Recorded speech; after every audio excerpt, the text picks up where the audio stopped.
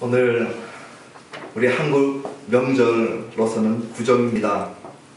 아마 이 가족들끼리 모이는 시간이고 또 이동하셨던 분들도 있을 것 같고 또 이동하실 분들도 있을 것 같은데 이 구정 때 우리 한국 사람들이 고향을 찾아서 부모님을 찾아서 움직여온 전통들이 있습니다.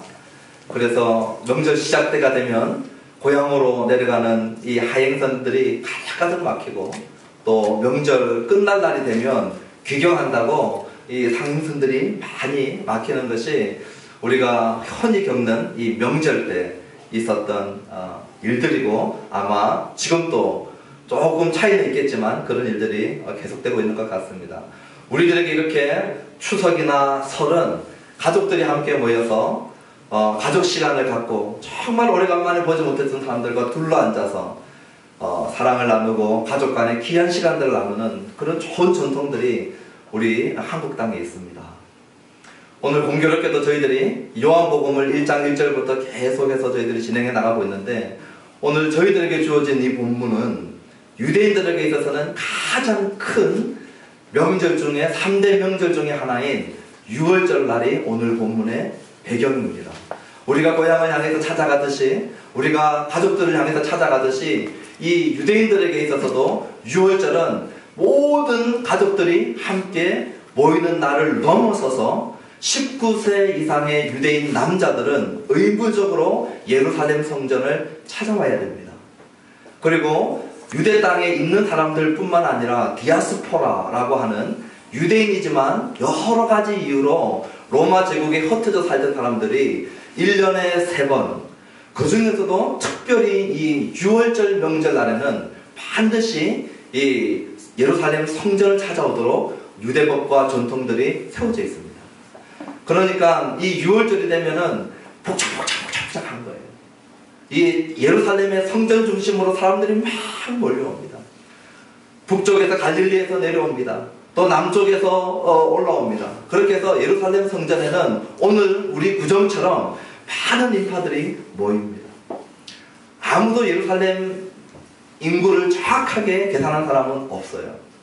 그런데 이 1세기 고대 문헌에 볼 때에 25,000명에서 3만 명이 예루살렘의 거주 인구 조사들이 되어 있는 것들을 봅니다. 약 25,000에서 3만 명이 예수님 당시에 예루살렘의 시민들이었어요.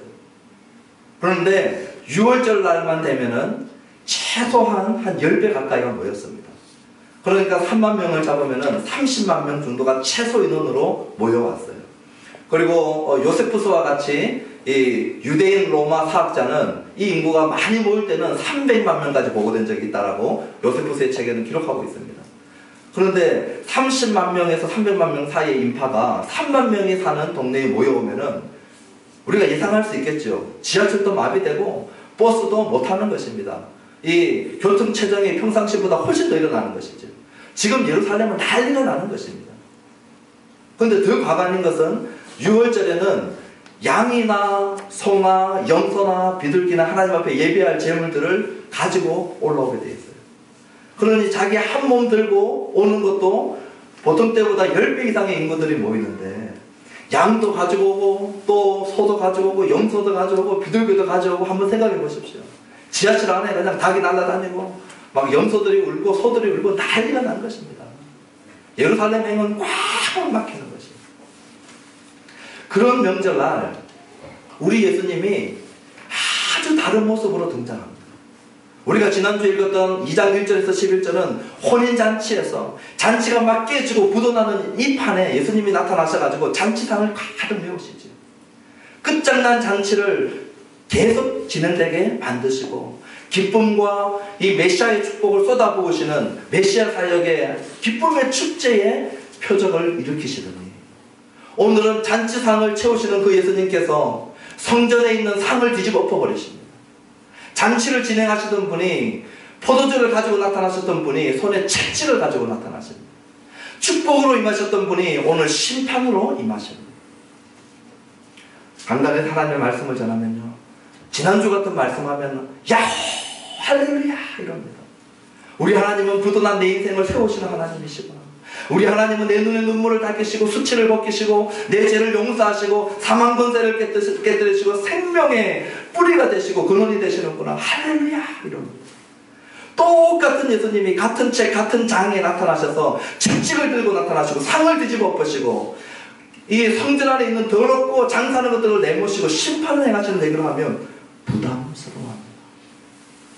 그래서 간단히 이 심판의 메시지를 잘 못 전합니다. 뛰어넘고 싶어요. 목사들이 이런 본문을 만나면 상당히 부담스럽습니다. 내가 알아온 예수님의 모습이 아니거든요. 우리 예수님은 인자하신 분이십니다. 온유하신 분이십니다. 사랑의 상징적인 모습이신 예수님께서 람보도 아니시고 코만도도 아니고 갑자기 성전 안에 뛰어들더니 막 다 뒤집어 뽑아버리셨어요. 이게 제가 지어낸 얘기가 아니라 사도 요한이 기록한 하나님의 말씀입니다.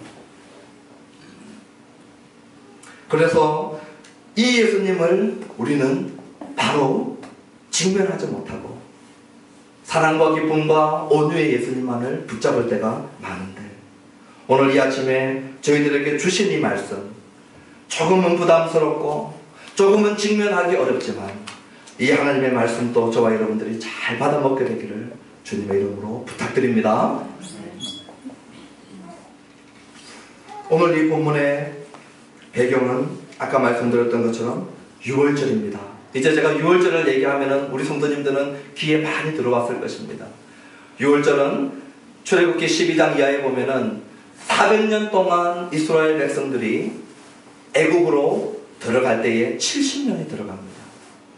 하나님께서 아브라함에게 무슨 약속을 하시냐면 너의 후손이 하늘의 별과 같이 많아지겠다고 약속하셨어요. 그런데 아브라함에게는 딸랑 자기 이 사라를 통한 딱 한 명의 아들밖에 없었습니다. 이삭밖에 없었어요. 하나님이 하늘의 별과 같이 자손이 많겠다 그랬으니까 나름대로 열심히 노력해서 자손 낳아보려고 하갈치 해가지고 이스마엘 낳았더니 하나님께서 아니래요. 내가 사라를 통해서 놓는 그 자손만 너의 자식이 될 것이라고 그랬어요. 약속의 아들이 될 것이라고 그랬습니다. 딱 한 명 나왔어요.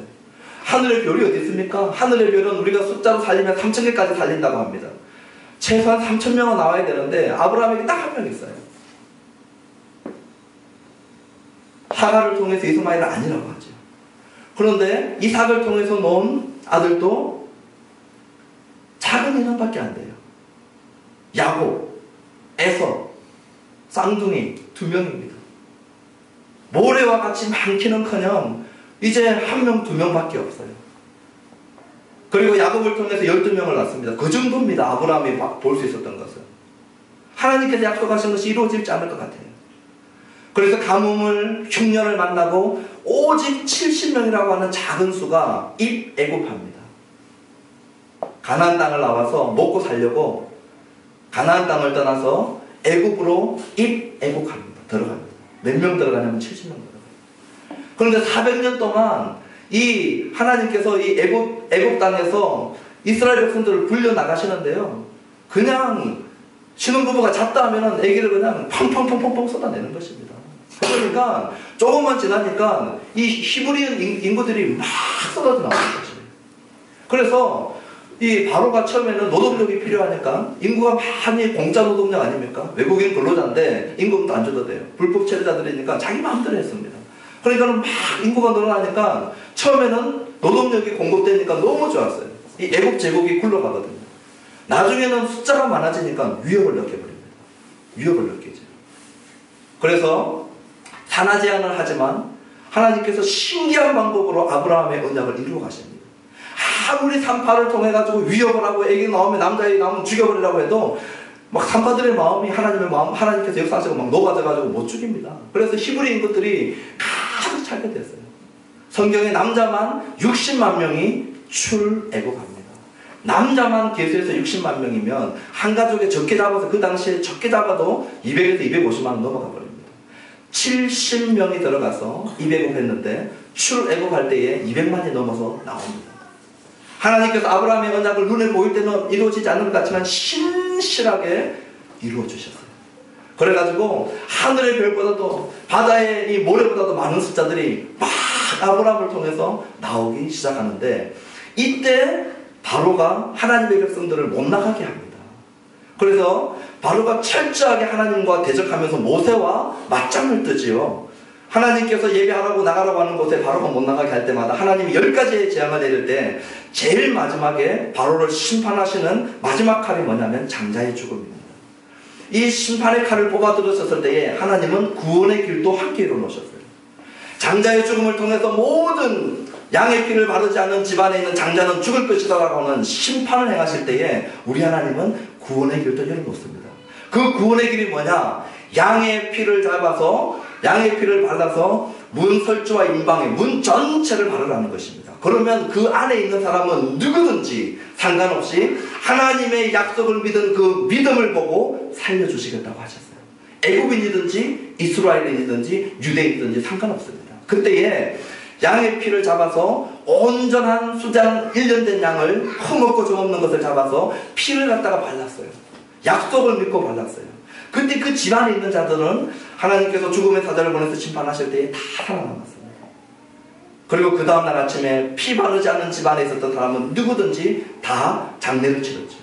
바로의 아들부터 시작해가지고 애국 땅에 곡하는 소리가 터져나가는 것입니다. 그리고 드디어 바로는 항복을 하고 이제 출애굽을 허용합니다. 그때 200만 명이 빠져나오면서 애굽이 제국을 이루지 못했던 가장 결정적인 이유 중에 하나가 여기 있습니다. 바벨론도 세계적 제국을 이루고 페르시아도 세계적 제국을 이루고 그리스와 로마가 세계적 제국을 이루었는데 200만이 넘는 노동력을 잃어버리고 막강한 군사력을 이 수장으로 이뤘던 애굽의 바로는 제국까지 되지 못했어요. 그냥 한 나라 통치하다가 말았습니다. 이런 세계적인 세계사에 남을 일들을 출애굽 사건을 통해서 하나님께서 하신 것입니다. 그때에 이 어마어마한 역사적 기적을 유대인들은 평생 잊지 말라고 자기 자녀들에게 항상 얘기했던 것이 유월절을 지키라는 것입니다. 우리가 노예로 살았고 우리가 아주 70년이 조촐하게 들어갔지만 대군이 되어서 나오고 하나님의 이적과 기적을 본 민족으로서 너희들은 하나님의 백성의 자긍심을 잊지 말고 살고 하나님이 우리 민족을 이렇게 세우실 것이라고 하는 이 하나님의 놀라운 능력들을 가족이 가족에게 대대로 내려준 사건 유월절입니다. 그래서 이스라엘 백성들은 지금도 유월절을 지키고 저도 제 구약 교수가 유대인이어서 이 유월절 식사를 매년 먹었습니다. 유대인들처럼 이렇게 바닥에도 안 눕고 영국에 있었기 때문에 의자에서 누워서 비계를 들고 오라 그러더라고요. 그래서 비계 들고 와가지고 의자 뒤에 살짝 이렇게 놔둬놓고 조금 비스듬하게 눕는 척하면서 유대인 흉내내면서 이렇게 이 유월절 예식을 매년 제가 참석했었던 기억이 있습니다. 지금도 유대인들은 잊지 않고 이 유월절 절기를 지키고 있어요. 이 유월절을 예수님께서 배경으로 지금 예루살렘에 올라가고 있습니다. 우리가 예수님이 공생애를 3년을 하셨다라고 하는 것은 마태복음, 마가복음, 누가복음을 통해서는 모릅니다. 오늘 우리는 요한복음을 감사해야 됩니다. 요한복음에만 예수님께서 유월절을 3번 지킨 것이 나옵니다. 요한복음 6장 4절 그리고 요한복음 12장 13장 1절 12장 1절 12장하고 13장은 한 묶음입니다. 그래서 12장 13장에 나오는 유월절 한 번, 요한복음 6장 4절에 나오는 유월절 한 번, 그리고 오늘 본문에 나오는 유월절 한 번, 3번 지내셨기 때문에 예수님의 공생애가 3년인 것을 우리가 압니다. 마태, 마가, 누가복음을 보면요, 예수님이 유월절 한 번 지냅니다. 그리고 예수님이 예루살렘에서 많은 사역을 하신 것 우리 요한복음 때문에 압니다. 여러분 마태복음, 마가복음, 누가복음 열심히 읽으시면요, 예수님의 주 사역 무대가 어디냐면 갈릴리입니다. 가버나움, 갈릴리 지역에서 예수님께서 사역 주로 하시고 예루살렘은 마지막 일주일만 공간복음 무방부에 나오다가 끝납니다. 그런데 요한복음은요, 예수님이 3년 동안 예루살렘에서 어떤 일을 하셨는지 마태, 마가, 누가가 다 얘기해주지 않은 것을 요한복음 우리들에게 계속 얘기해줍니다. 그래서 2장인데 이미 예수님께서 예루살렘 사역에 나와버리는 것입니다. 오늘 이 본문을 보면은 예수님이 이제 예루살렘 성전에 가서 유월절을 지키는 19세 이상의 모든 유대인들과 마찬가지로 예루살렘의 성전에 들어가서 유월절을 지켜야 되는데 오늘 우리가 읽었던 것처럼 상당히 당황스러운 모습으로 예수님께서 사역을 하십니다. 그 안에 들어가서 동전 바꾸는 자들의 동전을 뒤집어 버립니다. 그 안에 들어가가지고 소와 양과 이 염소떼들을 다 노끈으로 채찍을 만들어서 쫓아내십니다. 그리고 비둘기 파는 사람 보고도 나가라고 그러십니다. 상상이 가십니까? 성전 안에 들어와서 이렇게 난폭하게 보이는 예수님의 모습이 상상이 가십니까? 그 당시에 유월절을 지키기 위해서 갈릴리 북쪽에서 또 디아스포라들은 그 너머에서 이 데카볼리나 그 여러 이 국경을 넘어서 양과 소를 들고 오는 것이 너무 힘들었어요. 생각해 보셔요. 흠없고 점없는 것을 하나님 앞에 드려야 되는데 갈릴리에서 끌고 내려왔다 생각해 보십시오. 며칠, 몇 주를 이 양 한 마리를 들고 하나님 앞에 바치려고 딱 보니까 오다가 이 돌에 얽혔어요. 탈락. 손을 갖다가 하나님 앞에 들려고 보니까 오다가 다른 것에 살짝 부딪혀가지고 상했어요. 불합격. 거기서 검사관이 철저하게 하나하나 세밀하게 이 검사를 했었거든요. 그러니까 뭐가 생겼냐면 하나님 앞에 예물은 드려야 되겠고 먼 거리에서 예물을 가져오는 건 너무 어렵고 가져와봐도 완전하게 흠없이 하나님 앞에 드리는 것은 너무 불가능하니까 그 당시 예루살렘 성전 안에 예물을 아예 갖다 놓고 팔기 시작했습니다. 그리고 그 예물을 갖다 놓고 팔 때에 최소한 10배의 이익을 남겼어요. 성전 안에서 사면은, 테두리 안에 들어와서 사면은 최소한 10배의 이익을 남겼습니다.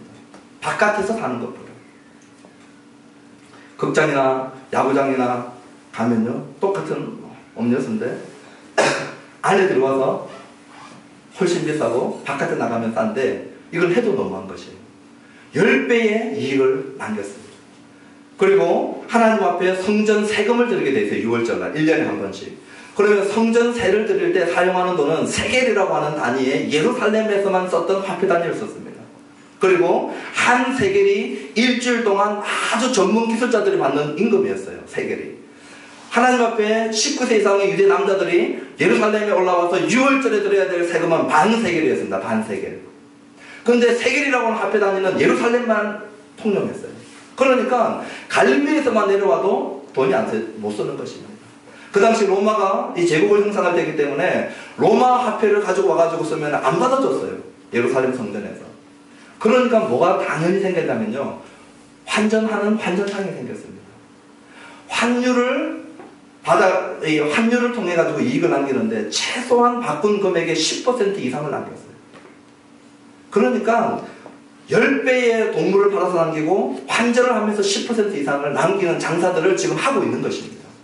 그 하고 있는 장소가 어디냐면은 성전 뜰이었어요.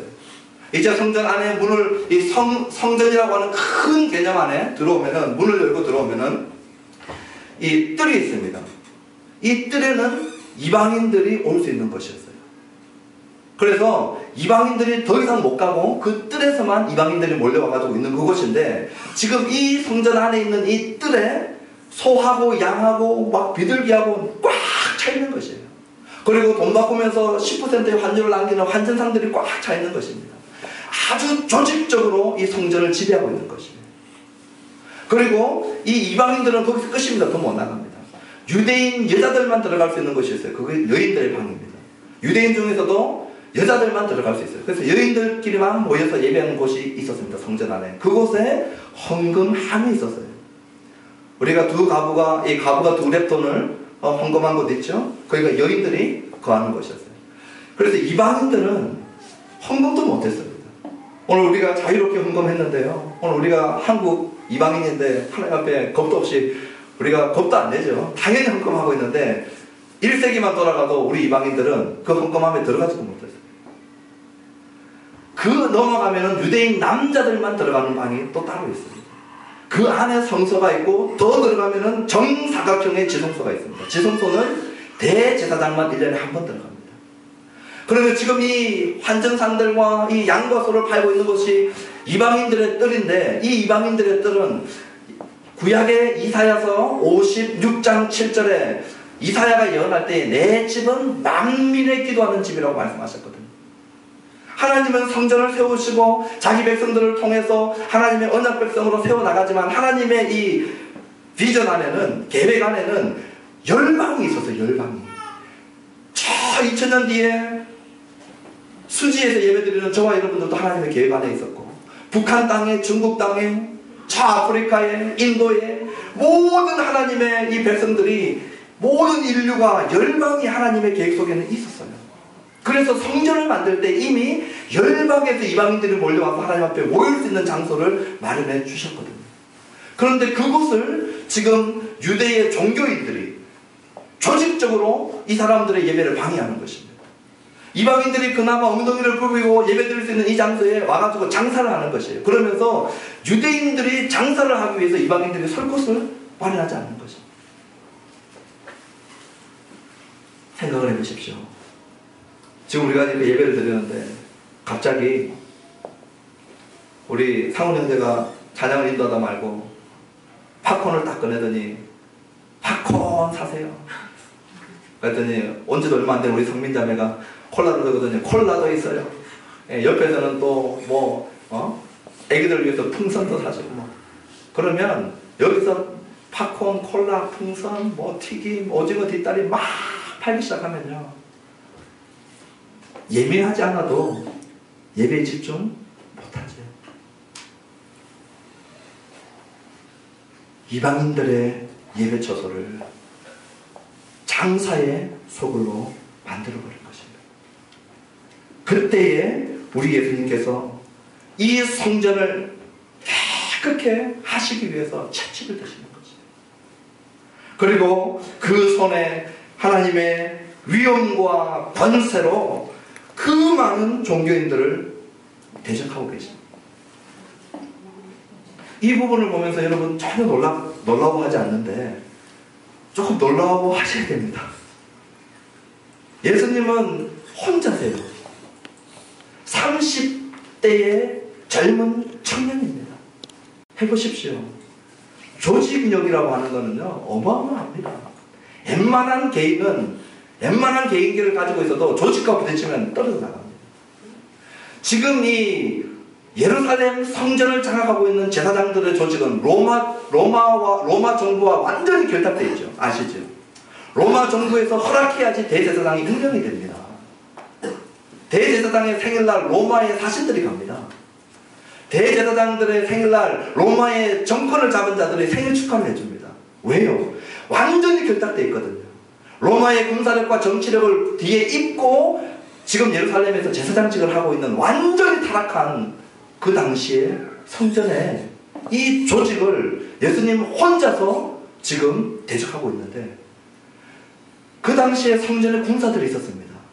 유대인들도 어느 정도의 성전 이 경찰들이 있었고 로마의 군사력들이 있었기 때문에 채찍은 이 로마의 창검에 비해서는 아무것도 아닌데요, 예수님께서 이 채찍 하나 들고 거기에 장사하는 모든 자들을 다 몰아내고 있는데 사람들이 다 쫓겨나갑니다.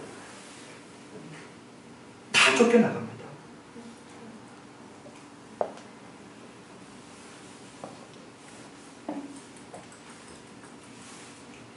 1장 5절에 빛이 어두운 가운데 침투에 들어오는 것을 우리가 말씀을 통해서 배웠는데, 빛이 어두운 가운데 침투에 들어왔을 때 어둠의 세력들이 빛을 이기지 못하더라.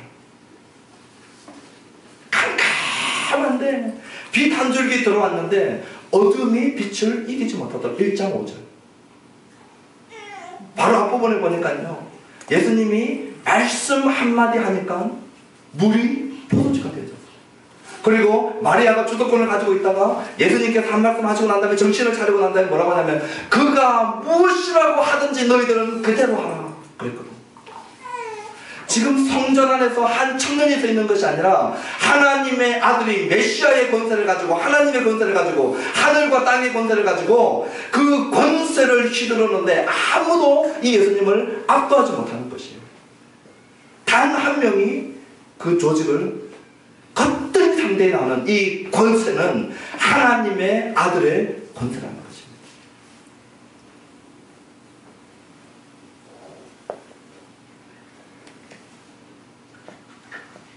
말라기 3장, 구약성경의 제일 마지막 부분이 말라기 3장인데, 이 말라기 3장을 이해하면 이 모습을 우리가 그려볼 수 있습니다. 제가 읽어드리겠습니다. 만군의 여호와가 이르노라. 보라, 내가 내 사자를 보내리니 그가 내 앞에서 길을 준비할 것이요. 세례요한입니다. 엘리야입니다. 먼저 왔습니다. 너희도 구하는 바 주가 갑자기 그의 성전에 임하시리니 곧 너희가 사모하는 바 언약의 사자가 임하실 것이라.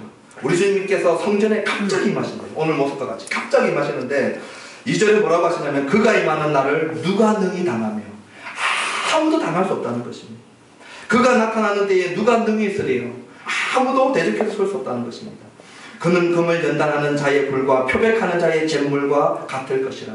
깨끗하게 씻기는 연단하는 불, 표백하는 것과 같을 것이라고 하십니다. 그가 언을 연단하며 깨끗하게 하는 자와 같이 앉아서 레위 자손을 깨끗하게 하되 금, 은같이 그들을 연단하니라. 갑자기 성전에 나타나서 그분이 권능을 행하실 때에 아무도 대적하지 못한다고 하셨어요. 그리고 그분은 이 레위 자손을 깨끗하게, 성전에서 성전 같은 자들을 깨끗하게 하고 성전을 깨끗게 하실 것이라고 말씀하시는 것이죠. 오늘 그 모습을 예수님께서 보여주고 계시는 것이에요. 그래서 예수님이 부탁하지 않습니다. 너희들 제발 나가줄래?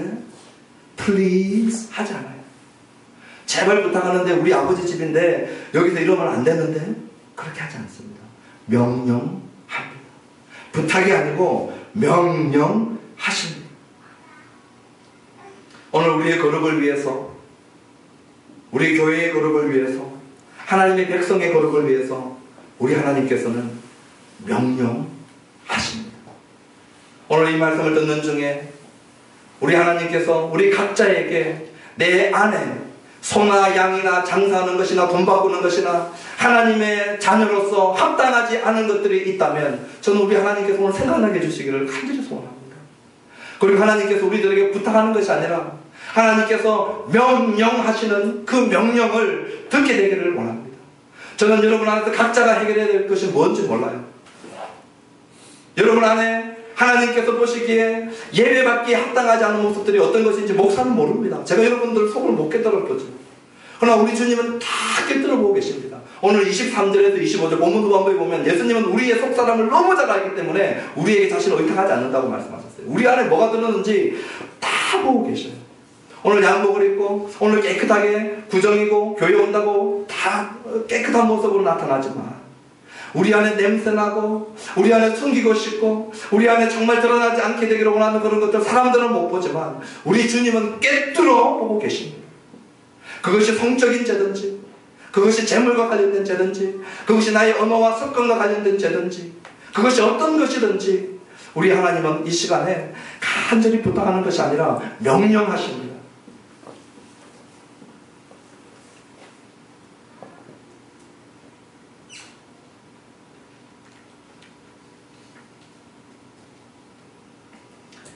이런 예수님의 일들을 보고 제자들과 유대인이 엇갈린 반응을 합니다. 17절에 보면요. 제자들은 말씀을 기억해요. 오늘 이것은 구약 말씀입니다. 시편 69편 9절이에요. 제자들은 구약 말씀을 기억하고 유대인들은 이 예수님께서 행하시는 것들을 보고 표적을 더 요구합니다. 제자들은 예수님께서 하시는 걸 보고 구약이 생각이 나요. 그런데 유대인들은 나한테 기적 더 보여달라고 하는 것입니다. 표적을 더 보여달라고 얘기합니다. 저는 이런 분들 많이 만났습니다. 목사로서 목회하다 보면 정말 예수님이 부활해서 내 눈에 한번 딱 나타나주면 믿겠는데 이런 분들 많아요. 정말 내가 암덩어리가 예수 이름으로 한번 싹 치유받으면 예수 믿기 쉬울 것 같은데 이런 분들 흔히 만납니다. 저도 이 예수님의 이적과 기적을 부분적으로 간접적으로 직접적으로 크고 작게 체험해봤어요. 막 어떤 분들은 막 기도하면 막 머리가 막 쓰고 막 전기가 찌릿찌릿 흐르고 막 진동도 오고 이런데 저는 뭔 그런 게 있나 했는데 정말 기도할 때 어떤 때 보면 어떤 분이 기도하면 막 제가 오른팔에 진동이 오고 이러더라고요. 저는 뭐 이런 걸 안 믿는 사람인데 막 진동이 오니까 너무 이상한데 이게 왜 오지 이거 막 이러면서 붙잡고 싶고 이러는데 뭐 그런 게 있어요. 성령께서 막 타치하면 어떤 분은 막 전기가 흐른다고 그래요. 진짜 흐르는 것 같아요. 근데 이런 분들의 문제는 뭐냐면 끝이 없어요. 밑빠진 독입니다. 표적으로 믿기를 원하는 분들에게 하나의 정말 이 해결책이 없는 게 뭐냐면요. 또 다른 표적을 원하고 또 다른 표적을 원하고 충분치 않아요. 표적으로 가는 신앙은 끊임없이 표적을 요구합니다. 그래서 끝이 없어요. 만족이 없어요. 충분히 없어요. 더 큰 거, 더 강력한 거, 그런 거 몰라요. 제자들은요, 예수님 하신 사역을 보고 말씀을 기억합니다. 구약 성경을 기억해요. 그리고 오늘 23절에서 25절을 보면 제자들이 예수님의 사역을 보고 예수님이 죽으시고 부활하시고 난 다음에 오늘 이 글을 썼는데, 그때 뭐라고 하냐면은 예수님의 말씀을 기억합니다. 이게 제자들이에요. 제자들은 구약 성경의 말씀을 기억했고, 제자들은 신약 성경, 특히 예수님의 말씀을 기억하고 믿게 됩니다. 구약과 신약이 예수 안에서 합쳐져 가지고 믿어질 때에 참 믿음이 형성되어지는 것을 보여주고 있어요. 제자들의 믿음이 오늘 저와 여러분들이 가야 될 믿음입니다. 구약 말씀이 생각나고, 신약 말씀이 생각나고, 예수님의 말씀이 생각나고, 이 말씀 때문에 믿음이 형성되는 모습이 오늘 제자들의 모습이 그 모습이에요. 그러나 유대인들은요, 끊임없이 표적을 요구하는데 그 표적을 믿고 싶어서 표적이 아니라 예수님을 시험하고 꼬투리 잡고 안 믿을 그것을 찾아내기 위해서 표적을 요구합니다. 제자들과 유대인의 모습들이 너무 상반된 모습을 보여주는 것이죠. 이때에 우리 예수님이 표적을 보여달라고 하는 이 유대인들에게 뭐라고 대답을 하시냐면요, 동분서답 같은 대답을 하십니다. 예수님이 표적을 보여달라고 하는 유대인들에게 19절에 뭐라고 말씀하시냐면요, 이 성전을 헐라라고 말씀하세요. 내가 사흘 동안에 일으키리라 말씀하십니다. 그러면서 유대인들이 뭐라고 반문하냐면요, 지금 46년 동안 지어온 이 성전을 네가 허는 건 한다고 치자 어떻게 3일 만에 이렇게 세우겠느냐 하는 지극히 상식적인 대답을 합니다. 예수님 당시에 46년 동안 헤롯 성전이 지어지고 있었고, 이 헤롯 성전이 언제 완성되냐면요, AD 64년에 가서야 완전히 완성됩니다. 그러니까 헤롯이 어마어마한 이 큰 프로젝트를 지금 진행하고 있었거든요. 중간쯤에 있었어요. AD 64년쯤 돼야지 헤롯 성전이 다 완성됩니다. 그런데 46년 동안 지금 이렇게 쌓아온 건물을 네가 허는 건 헌다 치더라도 어떻게 3일 만에 이렇게 세우겠느냐 했을 때에 이제 그 답을 21절에 뭐라고 하냐면, 예수님은 이 건물 얘기인 것이 아니고 뭐지요? 성전된 자기 육체를 가리켜 말씀하셨다고 했어요. 자, 오늘 우리가 한글 성경을 읽을 때 지금 이 본문에 성전이 거의 네 구절에 빠지지 않습니다. 14절 보십시오. 성전 나옵니다. 15절 보십시오. 성전 나옵니다. 16절 내 아버지 집 나옵니다. 17절 주의 전 나옵니다. 그리고 19절 성전 계속 나옵니다. 그렇죠. 20절 성전, 21절 성전, 성전, 주의 집, 내 아버지 집, 주의 전, 성전. 그런데 헬라어는요, 다른 단어를 쓰고 있습니다. 14절과 15절의 성전은 히에론이라고 하는 단어를 씁니다. 이거는 우리 한글로는 이해가 안 돼요. 그러나 그 당시에 있는 사람들은 다 구분합니다. 히에론 하면 뭐냐면 성전들, 그리고 성전벽, 성전에 있는 땅과 이방인들의 처소, 여인들의 처소, 모든 성전 테두리 영역 안에 있는 모든 것들 다 일컬을 때 뭐라고 했냐면은 히에론 썼어요. 히에론. 하지만 성소, 지성소를 가리키는 이 성전을 쓸 때는 나우스라고 하는 다른 단어를 썼어요. 그래서 그 당시 사람은 나우스하고 히에론을 다 구별하니까 아무 어려움이 없는데, 오늘 우리 번역에는 히에론도 성전이고 나우스도 성전이에요. 그러니까 지금 무슨 얘기를 하고 있는지 모릅니다. 14절, 15절의 성전은 히에론이에요. 성전들을 포함한 모든 성전 건물을 다 통칭합니다. 그러니까 그곳에는 소도 있고 양도 있고 비둘기도 있고 장사하는 사람들도 있는 것이죠. 그런데 예수님께서 허물고 3일 만에 다시 짓겠다라고 하는 것은 히에론이 아닙니다. 19절, 20절, 21절에 나오는 성전은 나우스예요. 그것은 지성소를 가리키는 하나님의 영광의 임재가 머물러 계시는 가장 중요한 그 영역. 다시 말해서 예수님은 자기 자신이 하나님의 임재가 지성소 안에 머물고, 하나님의 계시의 진리가 지성소 안에 머물고, 그 성소 안에서 피의 제사가 있었듯이 하나님의 은혜와 긍휼이 성소 안에 있고 지성소 안에 있었듯이, 예수님은 은혜와 진리의 총체로서 자기 자신을 성전의 완성으로 말씀하시고, 이것은 건물로서 형성되고 완성되는 것이 아니라 자신의 십자가 죽음과 부활로만 하나님의 은혜와 진리의 총체인 성전이 완성된다는 것을 말씀해 주시는 것입니다. 그러니 성전이 건물이라고 생각하는 것은 지금도 구약시대에 불완전한 성전 개념을 갖고 있는 것입니다. 오늘 이 교회 건물이 성전인 줄 알고 500억, 1000억씩 지어서 성전 건축이라고 강단에서 헌금을 강조하고 구약도 모르고 신약도 모르는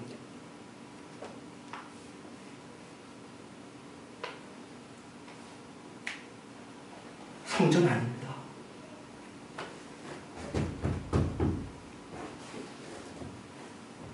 하나님의 백성들이 모여서 예배하는 처소입니다. 성전의 가장 완전한 모습은 예수님께서 성취하셨어요. 그리고 예수님이 요한복음 14장 이후에 자기를 믿는 자들 속에 들어오셔서 우리도 그에 거쳐 삼겠다고 하시면서 고린도전서 3장 16절에 저와 여러분들 예수 믿는 자들에게만 안에서 성전이라고 하는 이름을 주셨습니다. 그러니 진정한 성전 건축은 뭘까요? 정말로 성전을 건축하고 싶은 그런 솔로몬과 같이 7년 반 동안 성전을 건축했는데 그런 열정이 있다면 건물이 아니라 우리 자신이에요.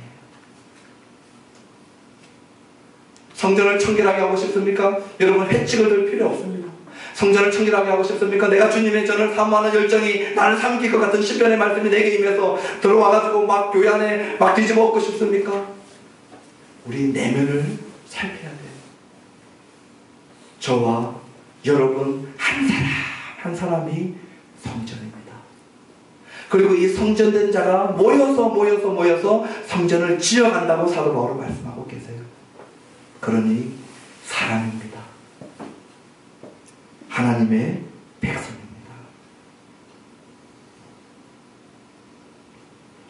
이제 이 본문의 마지막을 보면은 예수님께서 23절과 25절에 예루살렘에 나누셔가지고요 많은 표적을 행하십니다.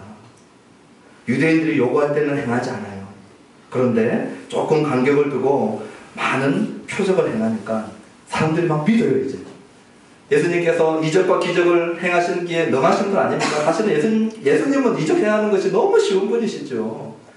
하나님의 아들이 이 이적과 기적을 행하는 건 너무 쉬운 것이죠. 그러니까 예루살렘에서 많은 이적을 막 행하고 있으니까 사람들이 믿어요.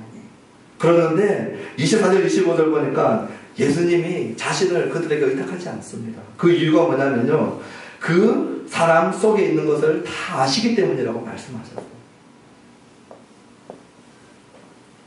저는 여기서 중대한 아주 중요한 질문을 하나 하려고 합니다.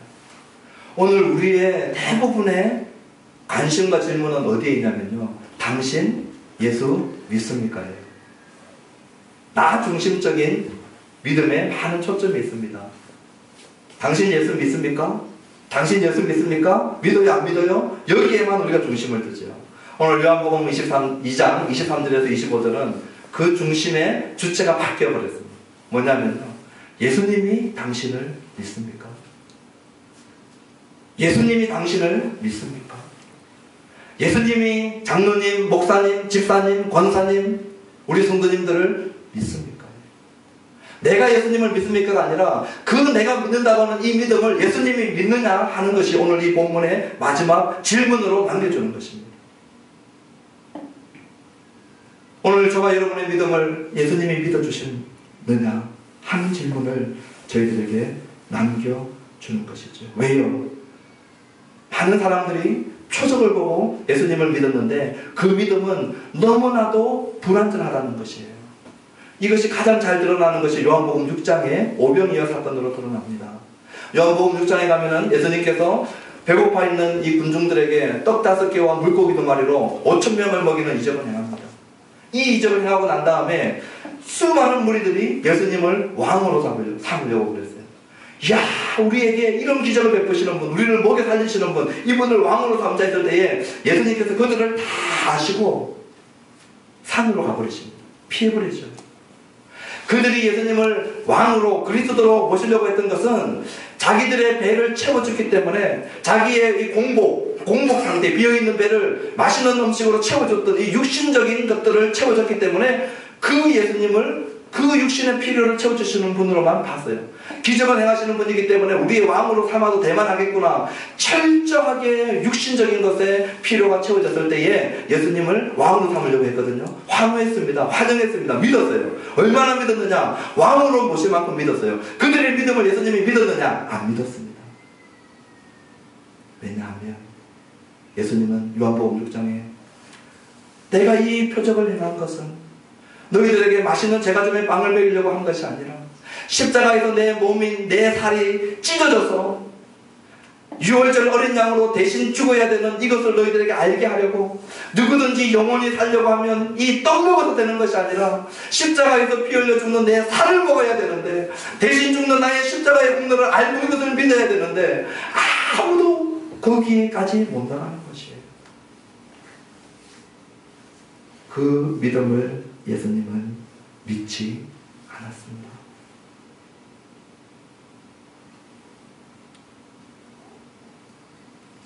예수님이 기적을 베풀 때 5,000명, 7,000명씩 그 기적의 빵을 먹었고, 마가복음에 보면은 수많은 무리들, 국경을 넘어서 온 질병과 귀신 들린 자들을 다 고쳐주셨어요.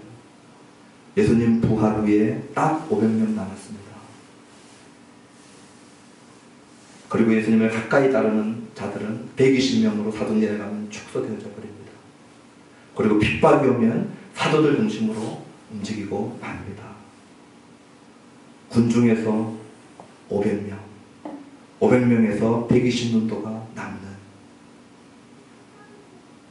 참 믿음을 우리 주님은 찾고 계시는 것이죠.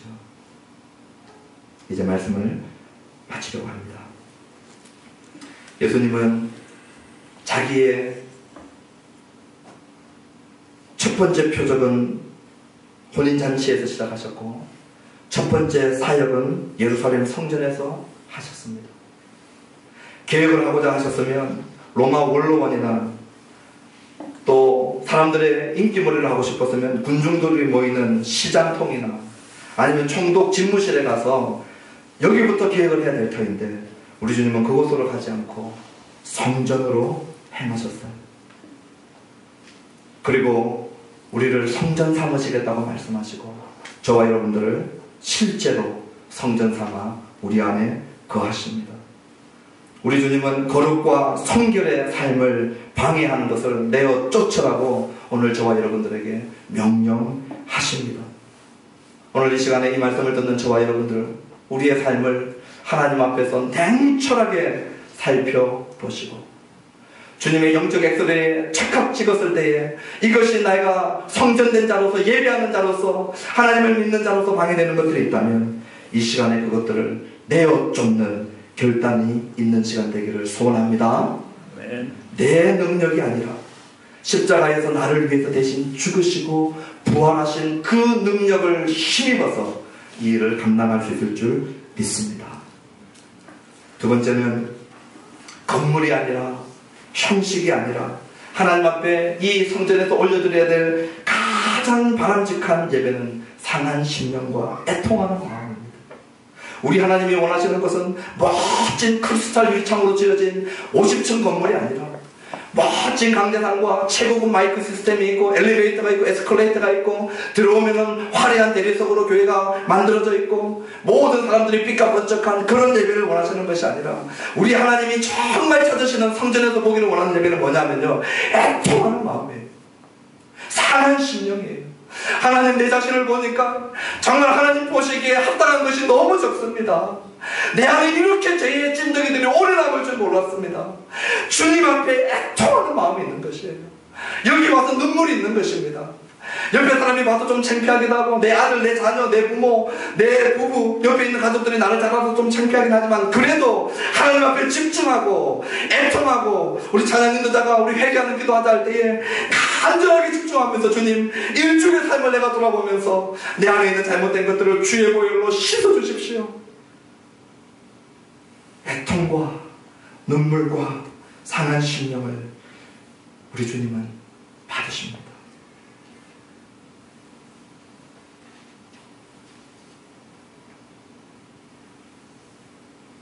마지막으로 지난주에 이어서 우리의 신앙생활은 절대 종교생활이 되어서는 안 될 것입니다.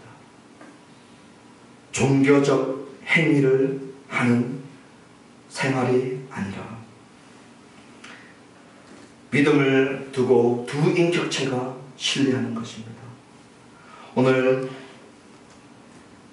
23절에 있었던 것과 같이 이 유대인들은 표적을 보는 동안에, 원문에 보면 그렇게 나와 있거든요. 내가 표적을 보는 동안에 예수님을 믿었어요. 다시 말하면 표적을 볼 때만 예수님을 믿었어요. 친구 관계도 마찬가지죠. 돈이나 지위가 있을 때 그때의 우정은 진정성이 하나도 없는 우정입니다. 내가 위치가 있을 때, 내가 잘 나갈 때, 그때 나를 좋아하고 나와의 친구 관계를 갖고 있는 이 우정은요, 전부 껍데기고 가짜지요. 진정한 우정은 표적을 행할 때만, 돈이 있을 때만, 지위가 있을 때만이 아니라 인격적 신뢰를 하는 단계까지 나가는 것이 진정한 우정이고 진정한 관계입니다. 우리 예수님이 원하는 것이 이거예요. 너희도 돈 있을 때, 지위 있을 때 그 사람 좋아하지, 그런 것처럼 나를 좋아하지 말라는 것입니다. 내가 표적 행하고 기적 행해줄 때만 좋아하지, 그럴 때만 나를 믿지 말라는 것입니다.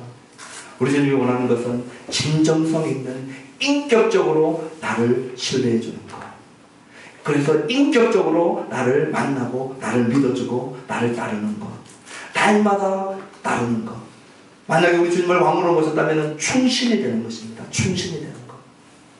정말 죽을지라도 왕 앞에 정절과 충성을 맹세하고 인격적으로 그분을 섬기는 것. 내 나라가 망해서 왕이 힘이 없다 할지라도 그 왕을 보호하는 것. 이것이 진정한 인격적 관계에서 나오는 충성이거든요. 오늘 예수님이 이것을 원하십니다. 종교생활이 아니라 살아계신 하나님과 인격적인 우정, 인격적인 충성, 인격적인 믿음 관계를 가지고 생활해 나갈 때에 오늘 우리 사랑하는 교회는 정말 하나님께서 기뻐하시는 한 사람 성전으로, 또 우리가 모여서 드리는 성전으로 주님께 영광 돌릴 수 있을 줄 믿습니다. 기도하시겠습니다.